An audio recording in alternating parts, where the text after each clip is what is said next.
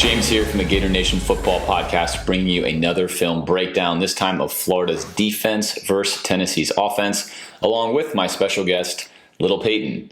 Yep, wrong skin color, wrong number, should be number 16. However, this guy is 16-1 ever since we took him out of Knoxville when Florida had a victory in 2006. And he's been along with me ever since. Each and every year we do anything analyzing Florida and Tennessee. As always, if you like this channel, subscribe, follow us on social media, drop us a dono on Patreon where you can support our efforts to bring you this kind of content, and check out the podcast each and every Monday where we bring you in-depth analysis on the Florida Gators. Now let's take a look and see how Florida's defense did on film against Tennessee. Although we did not do, or I did not do, a film preview of the Tennessee game, I spent quite a bit of time on the podcast talking about Tennessee's offense doing several things very well schematically. One is they spread you very, very wide. They use the entire width of the field. They run a lot of vertical routes, which will put pressure on your secondary. And they've had success running the football with their quarterback, more so than with their running backs, but they can do so. Their quarterbacks, whether it be Hendon Hooker, who got the start in this game and played a lot, number 5, or Joe Milton, have struggled to complete downfield passes despite having open receivers. So early in this football game, the very first play of the game is not surprisingly going to be a quarterback run. Florida's expecting this to a certain degree, but this play would have worked better, except Gervin Dexter, who I thought had an excellent game, is going to fight off this double team. There's 2 Tennessee players on the ground. Gervin Dexter is not on the ground, and that allows him to come and make this play. Of course, it wasn't going to go for a lot, but regardless, great play for Dexter to shore up that A-gap and then essentially stop Tennessee early on 1st and 10. 3rd and 4. Now take a look. This is encouraging at the beginning of the play because I love this. It's a stack set. I like to see a bump here. Stack set, I like to see a bump here. There are 2 main ways to play this. Of course, there are more than 2, but 2 main ways to play this. One is you just lock this up and you go man-to-man on both sides, man-to-man, and then the defender over top, he's able to slide and get leverage on top of any kind of slant route, which is the typical route that's going to be run off of this. Or any other route. That's one way. The second way is you allow these guys to get a jam and then they guard the back guy. Jam and they guard the back guy. In this particular situation, I much prefer manning the top of the stack when they're this tight. I prefer manning top of the stack. If the stack's further apart and the second receiver's here, I prefer that he gets a jam and then he heads there, leaving that for this corner. Florida is going to do something different on either side. At the top here, we're going to lock this up. And at the bottom here with Helm, we're just going to pass this off and then guard the back guy. So is Florida supposed to be playing with 2 different techniques on either side? Possible. Don't really know what they're doing. I can't confirm for that. But all I do know is Helm is definitely going to let that guy go. And then he's going to try to cover this slant route here, which is exactly what Hooker's looking at. He's not going to get there in time. And Tennessee is going to drop it. One of many first down conversions they would have had and should have had. Good protection from Tennessee. He has the receiver that he wants, the throw that he wants. Much like Emory Jones, Tennessee's quarterbacks are going to look really only at one guy. It's a first read offense. There it is. It's the read that he wants, the play that he wants. Easy pitch and catch right through his receiver's hands. So if you're Helm, how can you do better with this? Well, one, if he's just going to go right inside of you off the gate, you know that you need to make sure you're staying on top of inside breaking routes. So you can flow with him this way, which is what he doesn't really do. You see he kind of gets flat-footed here. Again, you want to keep this receiver on this particular play to the inside. He gets a little flat-footed, and now he's in chase mode. One thing that I've seen Helm struggle with is making any kind of contact with his receivers.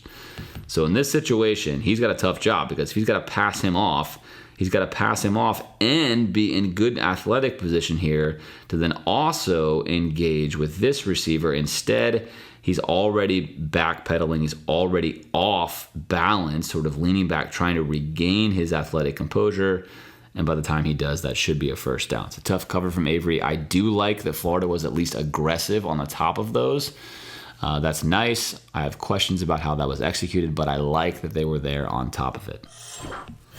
2nd and 10 for Tennessee. Florida up 7-0. Something that continues to just really have Florida struggling on defense is shedding blocks, especially from the linebackers or the nickel.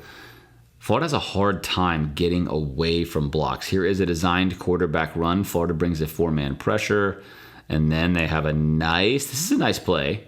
Their center, waiting to see if anyone's going to engage him, is then going to come out and lock up Moon, who's functioning as the middle linebacker on this play. And the reason this works is Tennessee is spreading the field so wide, they're forcing your safeties to be really unable to help into the run game, at least initially. Now, this play's got to go right based upon what's happening here with Trevez. That's 1. And then 2, what's happening here with Diabate. These are your interior run defenders. Trevez is going to wind up being too far out here. He knows he's run past. Here you go. And on hike, he's already leaning this way, despite the fact that his eyes have already moved here. He needs to be one step closer this way. Make a better read on this. Come help. He doesn't. Moon then is unable to evade his block. There you go. And then you see Diabate, who's really unable to shed his block, allows for this to be a first down for Tennessee on a play that, of course, they wanted to get in the first place. So nice play design, but also Florida's got to shed some blocks, and you have to get in better position. Again, half the battle on defense is making sure you are in the right position when the ball is snapped. I've spoken at length in the past about Florida's sort of penchant for having multiple wasted defenders on a play. We know that Tennessee will run vertical routes. They are dangerous that way. However, in this formation, they're certainly signaling run. Not that they couldn't pass out of it, but they're signaling run. But Florida then is going to elect to essentially have a safety dropping and a corner dropping, which are going to guard no one on an inside run play. And then Florida's going to have an issue shedding blocks. Here's Trevez. And we're not going to get off that block. There's Diabate, who's going to engage that. And then finally, there is Jason Marshall, who's going to make the tackle after Tennessee gained 15 yards. Tennessee was very successful in this game offensively. They were shut out in the second half, but it most likely would not have been the case had they not dropped some passes and had some other things. They were able to move the ball quite consistently against Florida's defense. 3rd and 8, Florida is going to play man here, which seems like good news until you recognize that in man, if you get beat, of course, you could pay the price. So right away,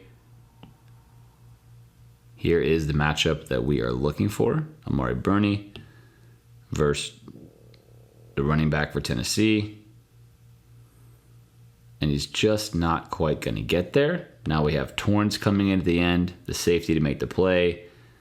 And he is not going to make it either. And that's going to be a Tennessee touchdown in which they tie the game 7-7. So let's rewind and see what went wrong with this on defense. All right, first of all, first things first, here's Trevez.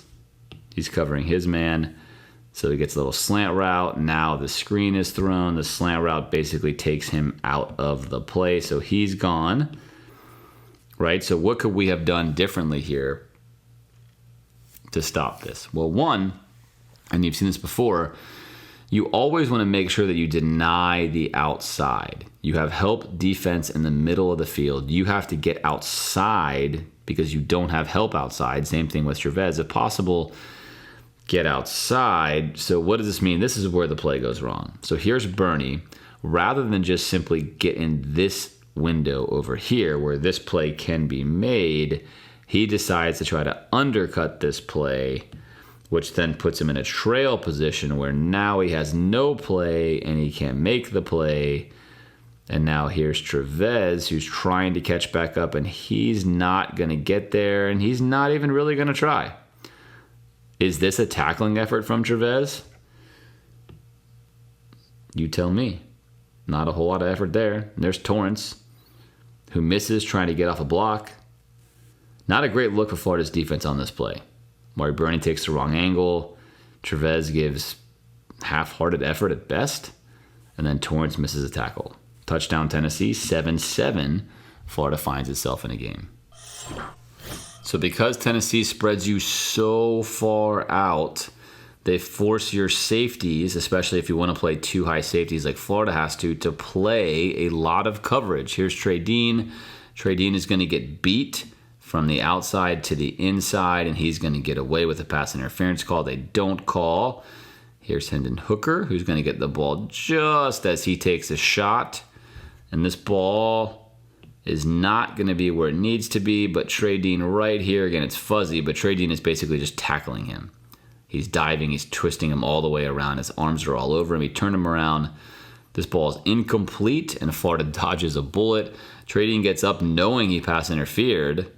You can see he looks around. There's no celebration. And he's thinking, okay, maybe not. And of course, if you watch the extended play right there, he just kind of keeps looking around and then eventually signals incomplete. But he gets beat bad on this move. Tennessee here has a completion, or at the very least, a pass interference call. But Florida gets away with one. One of the hard things about having to play man defense, especially if you don't love all your man coverage guys, and Florida was missing Elam in this game, is that you're only as good as your weakest matchup. Now, Trey Dean's been fine matching up with the 4th and 5th best players on teams.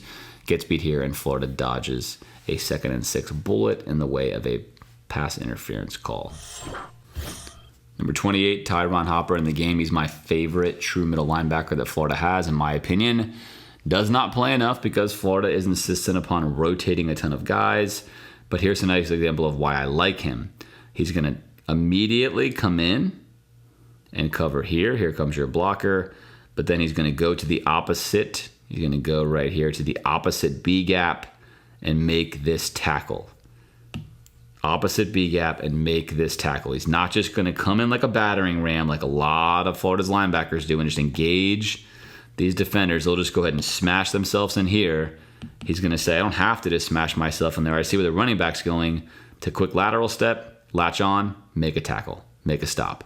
Nice work there from Tyron Hopper. We've showed these type of plays quite a bit. Tennessee operating out of a bunch set. Anytime you're in a bunch set, whether you have trips over here or you have an offset stack or a regular stack like you see, you want to put pressure on the top man. Trevez is going to do that on this play. We'll roll the tape. There's the hands on. There's our pressure. The ball's going to come out here underneath in the flat. Trevez is going to release that. He releases this to his help. He's now going to come down here and rally down to make a tackle. If you're going to miss this tackle and get juked, you want to make sure you're to the outside because you have friends helping on the inside. And when that friend is Tyron Hopper, you are in good shape because Tyron Hopper does not miss tackles. Bam! Latch on and put him down. Nice play from Florida's defense. 2nd and 7, Tennessee down 10-7. Florida taking care of the stack formation here with a man-to-man jam. I love that. And the trail receiver is being covered by Mordecai McDaniel. Tennessee spreading Florida all the way across the field east-west, which makes the safety really unable to help on most routes. It's one of the big reasons why spreading teams so far east-west can be to your advantage. It can also be to your disadvantage because these are really long throws for a quarterback to make, but regardless, it's going to hit pay dirt here with a go route up the sideline. If you're wondering why this route was so open, you're in luck because I am going to show you. Here we go from the quarterback cam. From Hooker's point of view, what happens? What goes wrong here? All right, one, we know we're in man. We know Marshall's in man, and if you're Mordecai, you know this is your man. So if you're in man defense, what you don't want to do is look at the quarterback. Look at your guy. So far, so good. I'm looking at my guy. I'm looking at my guy. Okay, now I've decided I'm looking at the quarterback. Look at his eyes. Look what he's doing. Look at him. Look at him. He's looking. What are you doing looking over here? Your man is over here, and he's about to run right past you. You can't have your eyes in the backfield. You're playing man defense. Look at your man. Your safety's all the way over here. He can't help you. Look at your man. Uh-oh. Well, now, unfortunately, you're going to be looking at your man, but you're going to be looking at the back of his helmet and his jersey as he runs into the end zone on you. All 22 cameras zoomed in. Nice play there. Look at his eyes one more time. And his head turns. Why in the world? He's looking here. I don't know. I can tell you why. Because he wants to jump whatever route's coming his way on the short part of this. But that's not what's coming his way. And now he's gone. There he is. Uh-oh. He's running a go route. And that is a ton of separation. Good news for him, though, is he does finish this play all the way out. Almost all the way out. He does dig a good way. But not what you want to see on film on Monday morning when you're watching your performance. However, something that's very easy to clean up. If you're in man defense, you cannot be looking into the backfield. It seems like once a game, Cox is able to get in and absolutely eviscerate a zone read play, and it's no different on this one. Here he is shooting off the edge. He has a nice pursuit angle where he can essentially take the running back or the quarterback, which is what he has here. That ball's going to be handed off, and then Cox is going to absolutely take care of him. If you choose to leave Cox as the unblocked man, you better recognize that at least once or twice a game, this is going to happen. Really nice play and a tackle for a loss. 3rd and 9, Florida is going to dodge a bullet here. Tennessee is going to run a drag across the middle of the field that is going to be wide open. Wide open. Except they're not going to be able to hit it because it's a terrible snap that basically goes to the running back, then is picked up by Hendon Hooker, and by now he's not looking, but he has this receiver completely wide open. I mean, no one is anywhere near him. He gets more wide open the further he goes, but Hooker's frazzled, and kind of like Emory Jones, he's thinking, I really only want to run anyway. He would have had a throw there he liked, though. I think he would have been comfortable with that one. Thanks to the snap, he's got to run, and he's going to get tackled short of the first down, so Florida gets a stop. So a bullet dodge there from Florida. Yes, in the books, that goes down as a 3rd down stop. However, really an unforced error, and it most likely would have been a conversion, although you can't say for sure because Tennessee's receivers dropped several 3rd down conversions in this game.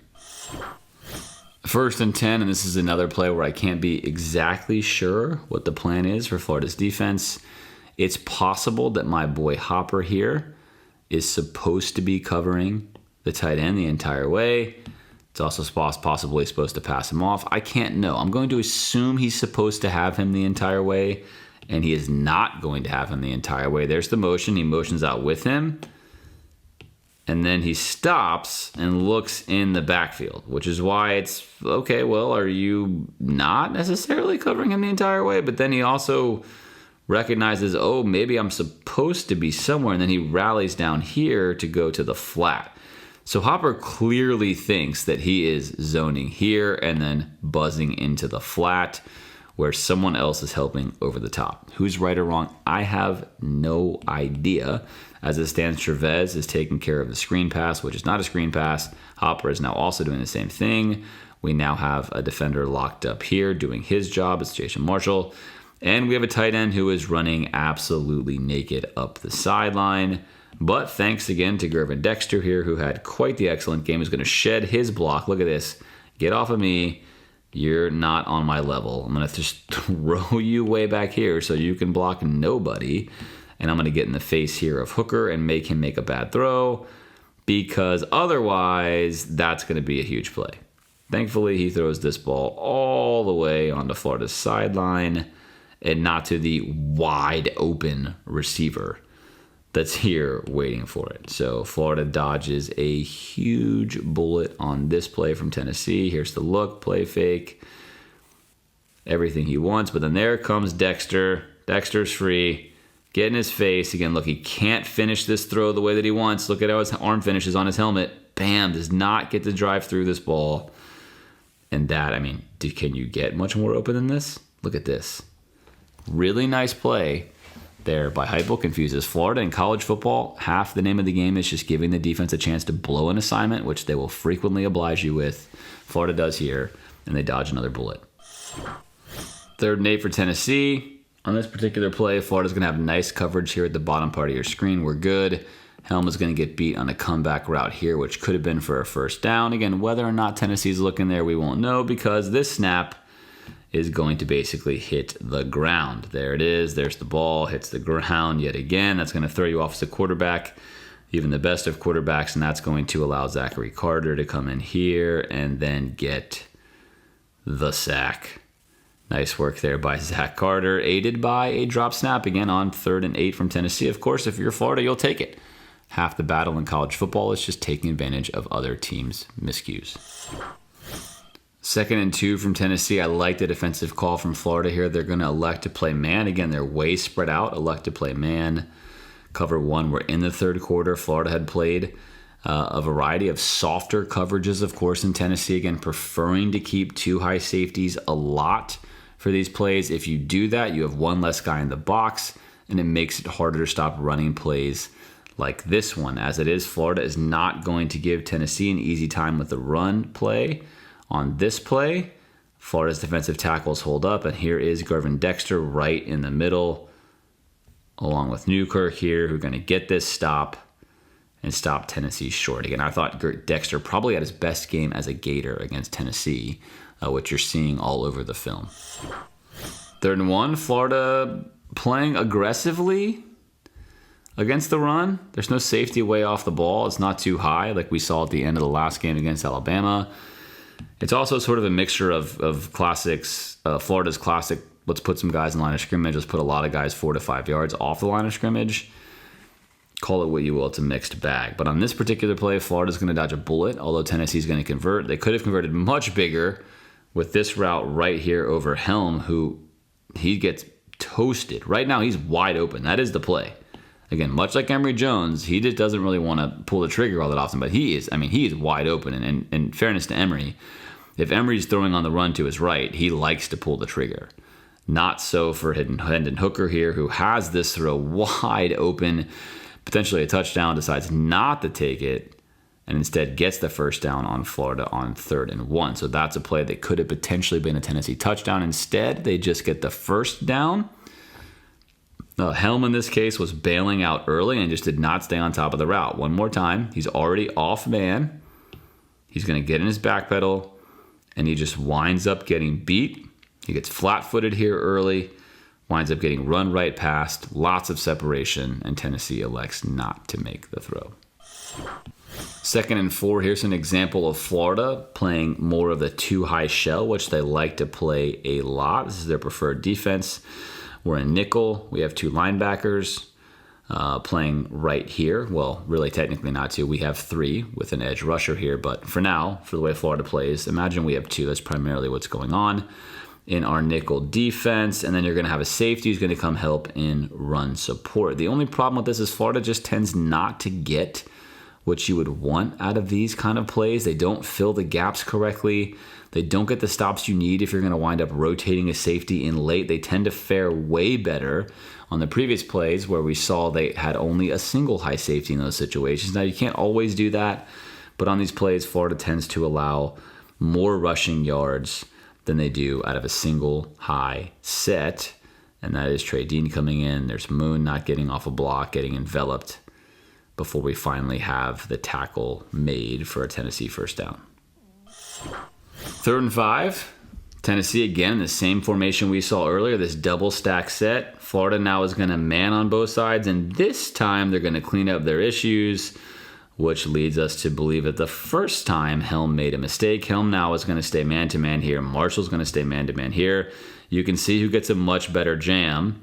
Marshall is owning his man, whereas Helm, who really struggles to jam at the line of scrimmage, it's not his strength. In fact, he doesn't even use his arms at all on most of the film I've showed you, which is not what you want. You're not able to control a route. Again, the goal of jamming someone is not to just absolutely shove them into the backfield. The goal is to stay on top of the route. You don't want to open up early. It puts you at the dictation of the receiver, and that's what's going on with Helm up top. And what you're going to see at the bottom of your screen is what's going to lead to the 4th down call. So it's 3rd down and 5 at the bottom of your screen. Take a look at what happens here. You get Marshall with an excellent jam, and then you get this slant route, which is open. This is open. Look how much separation is going on here. This is a wide open slant route. Instead, they're looking up top where the defense is, in fact, much better. There it is. It probably gets there a little early, but defense is still much better up top. Downhill, there's Hopper making a play, there's Dean making a play. This is a tight window. So now it's going to be 4th down, and we'll see what Tennessee elects to do. All right, 4th and 5, and what do we have but the same exact play? And Florida's going to line up the same exact way as last time because why not? It worked, and they're going to run the same play. Look, there it is. Let's run the same play. We think it worked last time. It's going to work again. And it does work. And why does that work? Because unfortunately, Trevez, who's often the victim of this, is just playing charity defense. He wants to give you some pro bono work. Here's something for free. I'm just going to stand here 10 yards off. I'm going to pretend like I'm denying you the outside here. Look at his footwork, right? You need to be ready. You need to be essentially flat-footed, squared up, ready to drive down on this slant route. And he's just kind of bailing out, casually backpedaling, allowing an easy completion there for the first down. This is just not good technique, not clean defense, not what you want to see. Up top, they run a different route combination because they're not even going here, but they probably want to see what's going to happen later in the game if they run that. Hence why they're going to run that one. And Florida switches who's jamming who up top. Different look here. Go route, slant route, like we talked about. That's the most predominant look that you're going to see. So disappointing from Florida on 4th and 5. Same play. They run the same exact slant. And there it is, wide open for a conversion.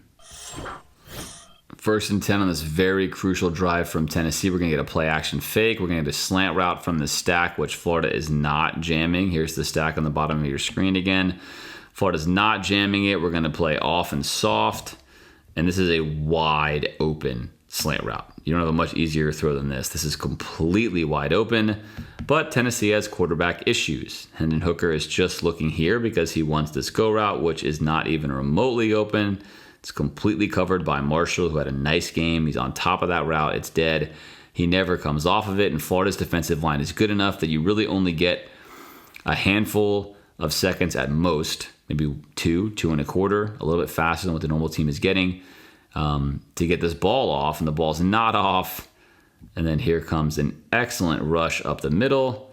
Then Dexter trying to finish what was started by driving Hooker into the ground with a hard finish. But all of this could have been avoided by Hooker if he just simply looks up, sees a safety on top, an outside corner, knows he's got a slant route. It's right there. Hit it, hit it, hit it, hit it, hit it.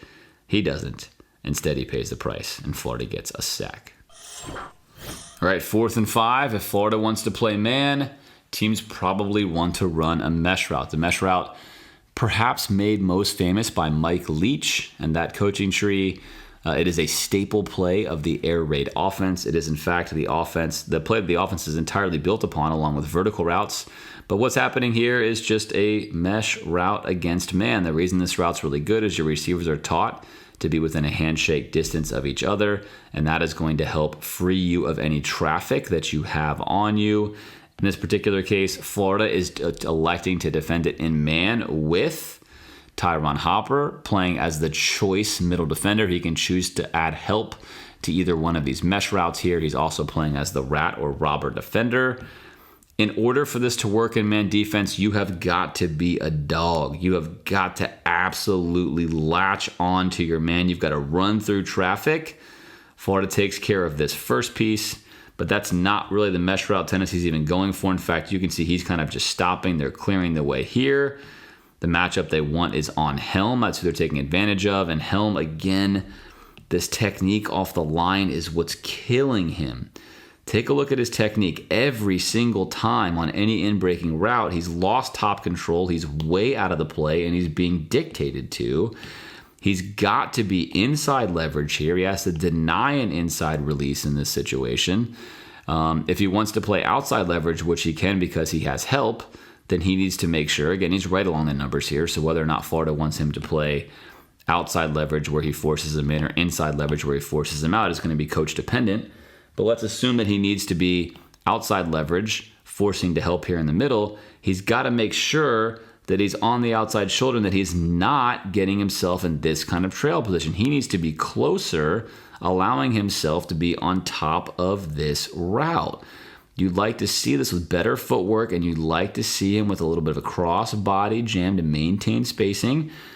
And if he's not close enough now, you can see he's already in trail. And now he's going to just get eviscerated out of the play. And this is a wide open mesh route. Look at this. Doesn't get any easier than this. Easy conversion. He just drops it right in his hands. He has tons of space. Florida's in man defense behind this. This could be a touchdown on 4th and 5. And if it was, it'd be 24-21. Instead, as it stands, it's another turnover on downs where Florida's defense gets to say, hey, great, this worked out well. If you're Helm, I don't know that you should be looking at him and saying anything other than thank you. I really appreciate it. I'll send you a Christmas card for dropping that because I was burned. If you don't set the edge in football, you're going to be in trouble. Tennessee uses a little bit of motion here to their advantage. It's going to get Bernie leaning to the inside. We have Carter engaging here.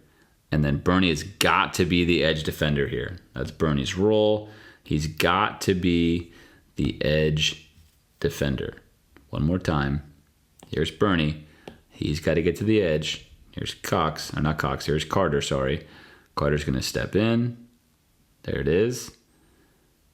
Stepping in, engaging there.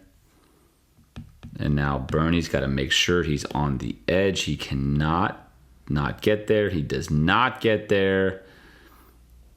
And now we're giving up a nice big gain on 2nd down and 10. Set the edge as a defense. Always very, very important to do. Got to set the edge. 1st and 10, Tennessee. It's 3rd quarter, 31-14. Tennessee still trying to fight to stay in this game. Here is Elijah Blades, number 19, just laid a big hit at the end of that last play. I like some of the things I saw from him on film. Take a look at he just erases on top of this jam here.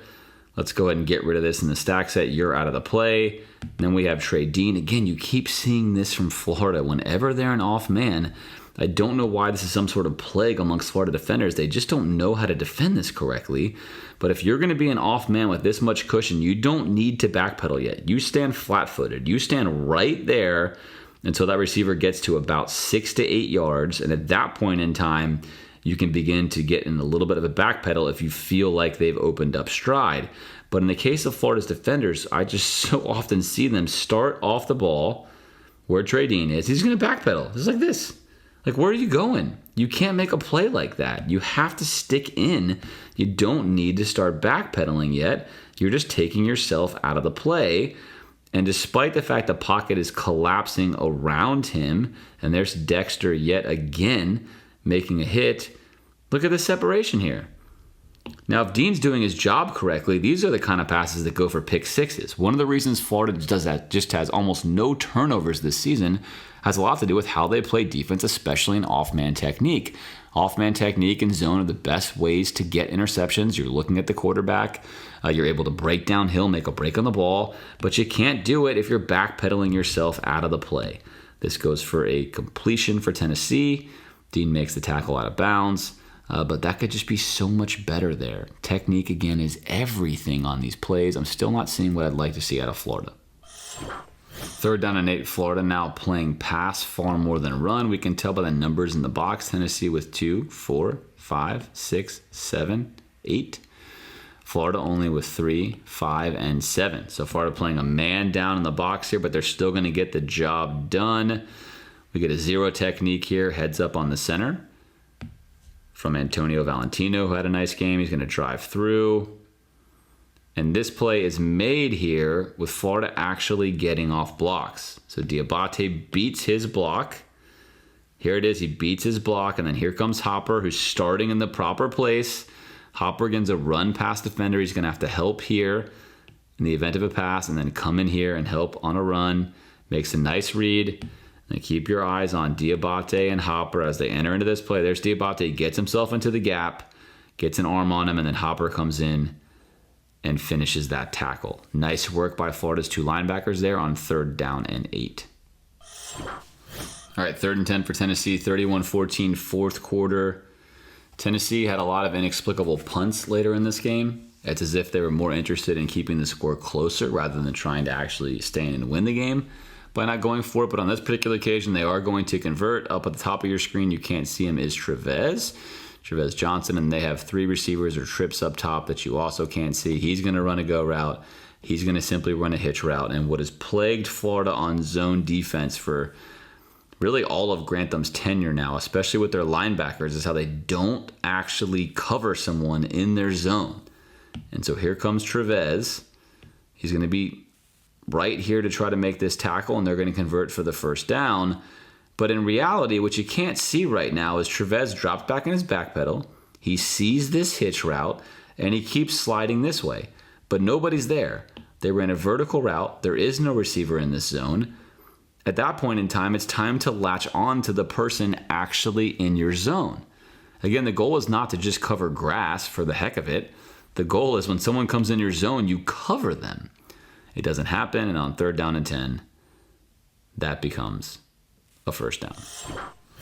Florida, at least a few times a game, is going to have to play that looks like this, or have a play that looks like this where nobody really knows what's going on. Who am I covering? What's happening? I mean, take a look at this. There's 3 receivers right now being covered by 1 guy. This is pretty good for Tennessee. They're going to run the play fake. They know they've got something good. Here comes a short, middle, and deep. The right selection is this guy. If you picked him to be the receiver you throw to, you win the prize. He's going to be wide open.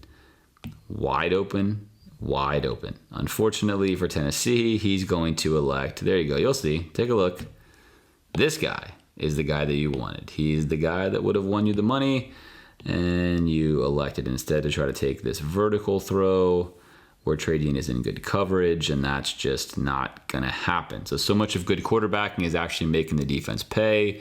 You had the play you wanted. Florida wasn't ready. Florida, again, in my opinion, dodges another bullet. Pretty easy throw to a wide open receiver that Tennessee winds up missing in the second half. Tennessee's going to try a flea flicker here, and on top of that, you're going to see my boy Perkins, who I think is an excellent man-to-man cover man. However, all over film in this game, it appears that Perkins may not be playing as much as I'd want him to because he seems to struggle with where to line up. Here comes Torrance, really trying to tell him exactly what he's doing. And in fact, on most plays I look at with Perkins on film in this game, multiple players are talking to him about what he needs to be doing.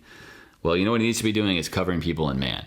So find a way to tell him to cover that guy in big situations to keep things simple. But it does look like he might be struggling to get aligned. This is a flea flicker by Tennessee gone wrong. Perkins actually stays on top of this route. That's who they want, and he's all over it. He kills that route. It would not have been there anyway because, again, that's what he does. He covers really well.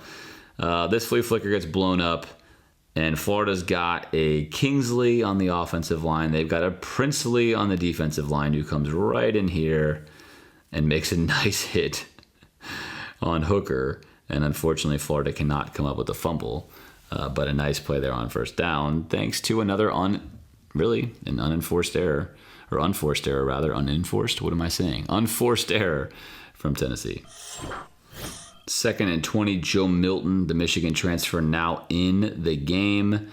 And this is where rotating one safety down from your 2 high shell can work if you get the appropriate edge pressure. There is Tyron Hopper, who just flattens his tight end who wants to block him and is now pursuing to make a tackle, which causes Tennessee player to have to widen out.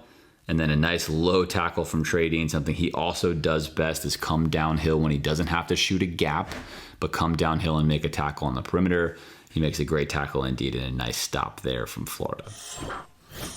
All right, 3rd and 23, it's 31-14. Still 8 minutes and 19 seconds left. The game is not technically over yet at this stage.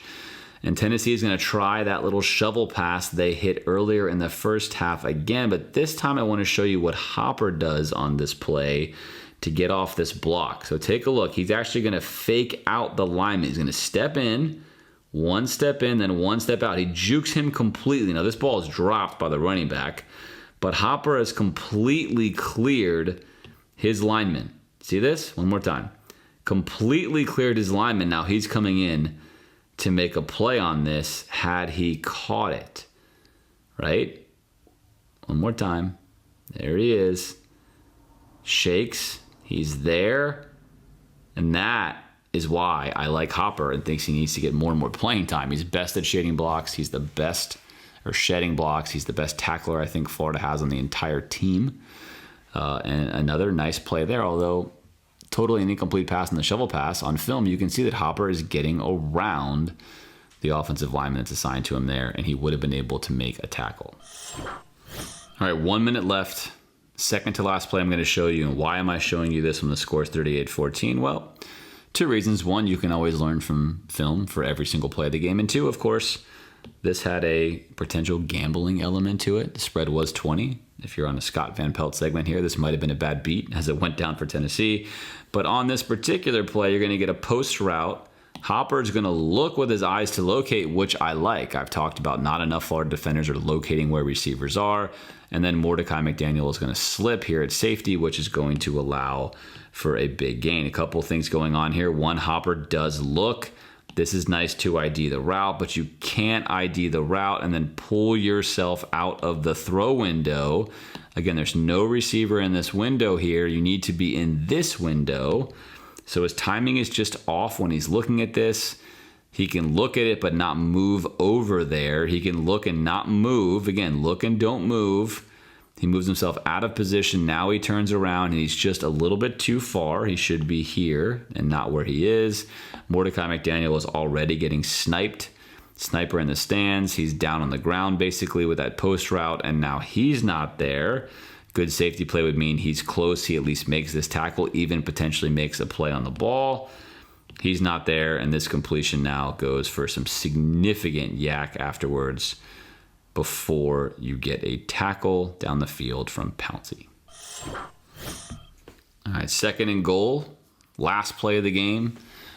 All the point spread, money on the line. Here we go, and here's my boy Perkins winning some of you Gators some money on this particular play.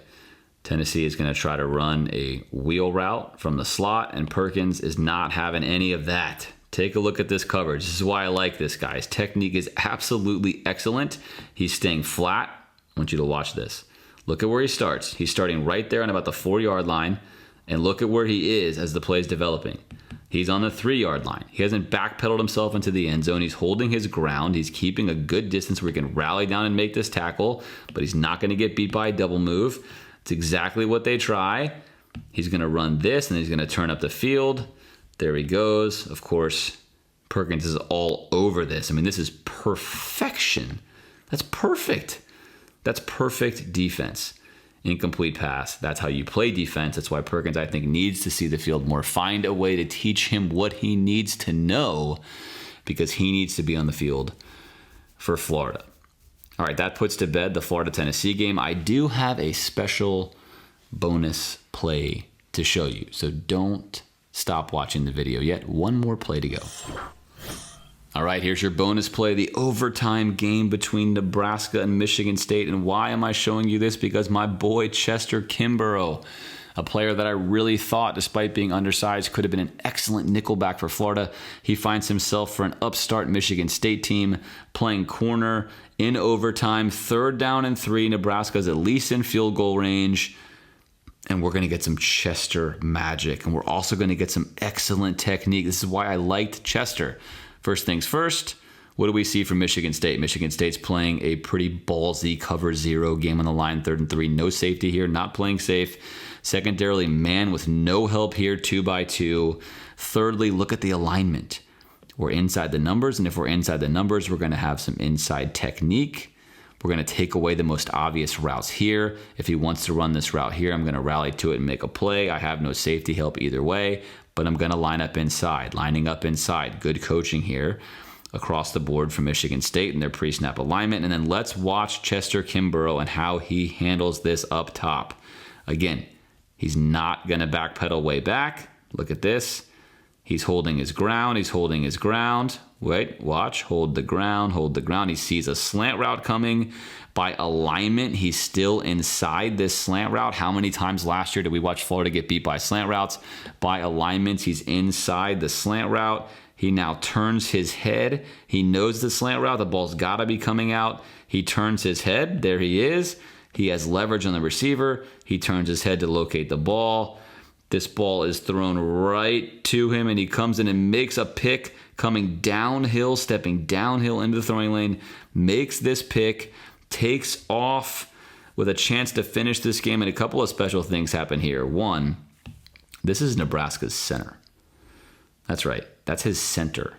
This dude is flying down the field. Look at this effort. And two, here's Nebraska's quarterback, who's going to wind up taking out the entire wedge for Michigan State. Michigan State has 3 blockers out in front. He's going to take them all out right here. Chester's got to make this little leap.